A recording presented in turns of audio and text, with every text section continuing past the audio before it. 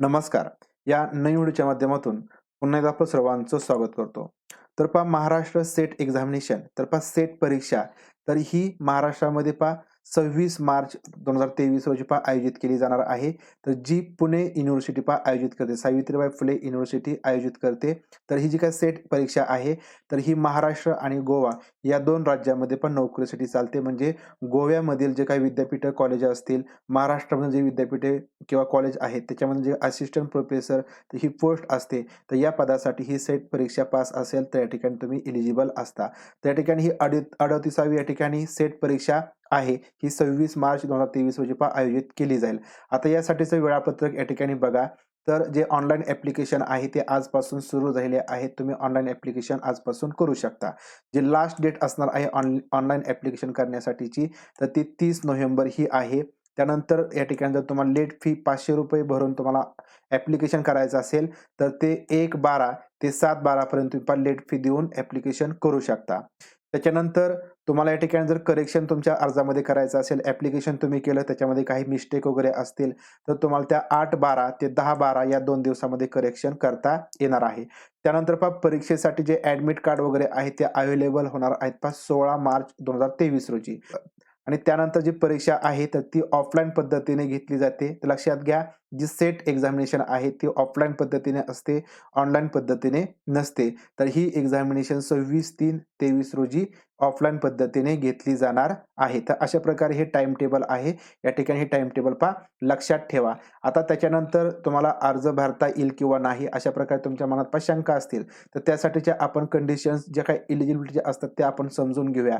तर बघा जे विद्यार्थी या ठिकाणी लास्ट इयरला असतील म्हणजे पी-जीच्या पोस्ट ग्रॅज्युएशनचे तुमचं एम-ए चालू असेल, तुमचं एम-एस-सी चालू असेल आणि त्याच्यामध्ये तुम्ही शेवटच्या वर्षाला असाल, अपियर असाल, तर या ठिकाणी तुम्ही ही परीक्षा देऊ शकता.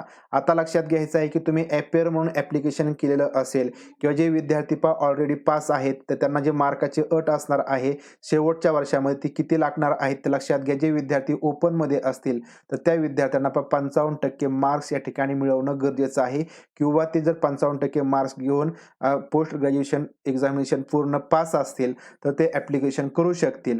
त्यानंतर जे विद्यार्थी ओबीसी, एस-बी-सी किंवा व्ही-जी-एन-टी असतील किंवा एस-सी, एस-टी विद्यार्थी असतील, ट्रान्सजेंडर किंवा पी-डब्ल्यू-डी, ऑर्फन्स हे विद्यार्थी असतील, तर त्यांना 50% अट असते. म्हणजे तुम्हाला एम-एमध्ये, एम-एस-सीमध्ये 50% मार्क्स मिळालेले असतील, तर तुम्ही या ठिकाणी सेट परीक्षाचा जो काही अर्ज आहे, तर तो भरू शकता. तर कोण या ठिकाणी तर जे OBC, SBC, DT, VJNT, SC, ST, transgender आणि पी-डब्ल्यू-डी, ऑर्फन्स ज्या कॅटेगरीमधील विद्यार्थी असतील ते 50% या ठिकाणी पात्र असतात सेट परीक्षा देण्यासाठी. ओपनसाठी 55% मार्काची अट आहे.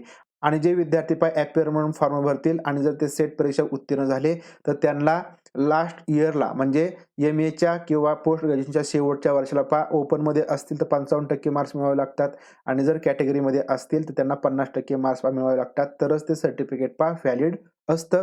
तर हे एक लक्षात ठेवा. आता या ठिकाणी कोणते विद्यार्थ्यांना ॲप्लिकेशन करता येणार नाही. जर तुम्ही अपियर म्हणून ॲप्लिकेशन करायचा विचार करत असाल, तर बघा जे विद्यार्थी पोस्ट ग्रॅज्युएशनच्या फर्स्ट इयरमध्ये असतील, म्हणजे जर तुमचं 2 वर्षांची मास्टर डिग्री असेल, मास्टर कोर्स असेल आणि यामध्ये तुम्ही जर फर्स्ट इयरला असाल, तर तुम्हाला ॲप्लिकेशन करता येणार नाही. त्यानंतर जर तुमच्या ठिकाणी 4 सेमिस्टरचा मास्टर कोर्स असेल, तर त्याच्यामध्ये तुम्ही पहिल्या 2 सेमिस्टरला असाल, तर तुम्हाला ॲप्लिकेशन करता येणार नाही. तर जर या ठिकाणी 5 वर्षांची तुमची मास्टर डिग्री असेल आणि याच्यामध्ये जर तुम्ही 4थ्या वर्षाला शिकत असाल, म्हणजे पहिल्या, दुसऱ्या, तिसऱ्या, 4थ्या, तर या ठिकाणी तुम्हाला ॲप्लिकेशन करता येणार नाही. तर शेवटच्याच वर्षाला या ठिकाणी तुम्ही शिकत असायला पाहिजे किंवा अपियर असायला पाहिजे, तरच तुम्हाला ॲप्लिकेशन करता येईल. म्हणजे लक्षात ठेवा, तुमचं 2 वर्षांचं पी-जी चालू असेल आणि त्यामध्ये जर तुम्ही शेवटच्या वर्षाला असाल, तर तुम्हाला ॲप्लिकेशन करता येईल.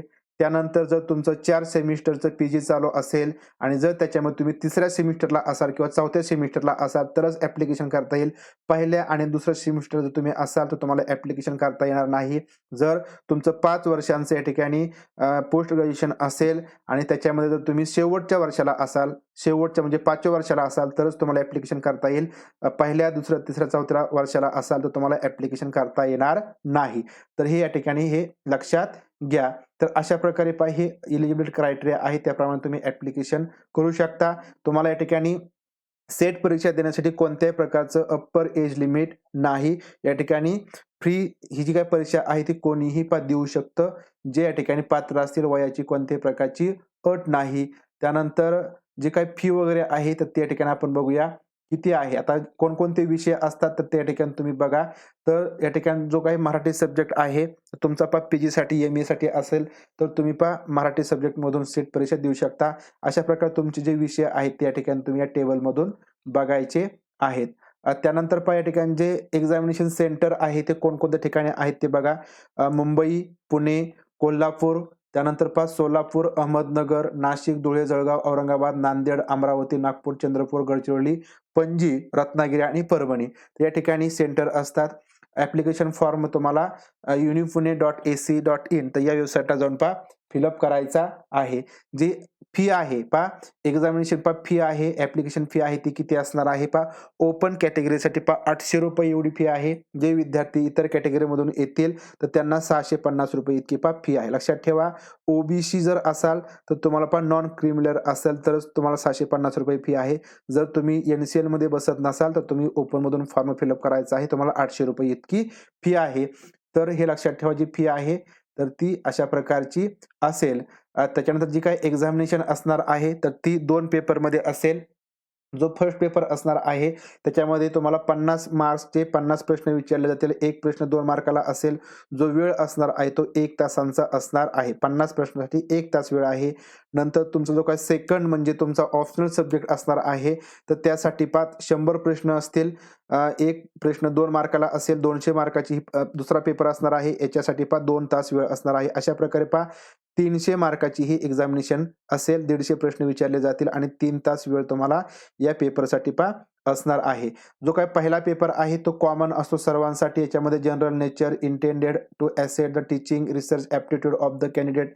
आता अशा प्रकारे जे काही 50 प्रश्न आहेत ऑब्जेक्टिव्ह टाइप ते विचारले जातील.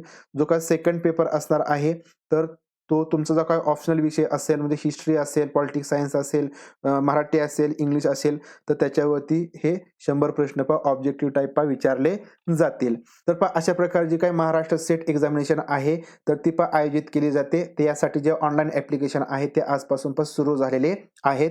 तर या ठिकाणी याबद्दल तुम्हाला जी काही माहिती आहे, तर ती या व्हिडिओच्या माध्यमातून द्यायची होती. आता ऑनलाईन ॲप्लिकेशन कशा पद्धतीने भरायचे आहेत, तर याची माहिती आपण पुढच्या व्हिडिओच्या माध्यमातून बघूया. आणि जर तुम्हाला अजून याबद्दल डिटेलमध्ये माहिती बघायची असेल, तर त्यासाठी जे व्हिडिओ आहेत ते तुम्हाला या व्हिडिओच्या डिस्क्रिप्शन बॉक्समध्ये त्या व्हिडिओची लिंक मिळून जाईल.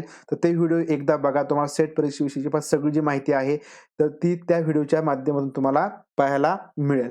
तर व्हिडिओ तुम्हाला आवडला असेल, माहितीपूर्ण वाटला असेल, तर व्हिडिओ लाईक करा, व्हिडिओ शेअर करा. भेटूया पुढील व्हिडिओच्या माध्यमातून. तोपर्यंत धन्यवाद.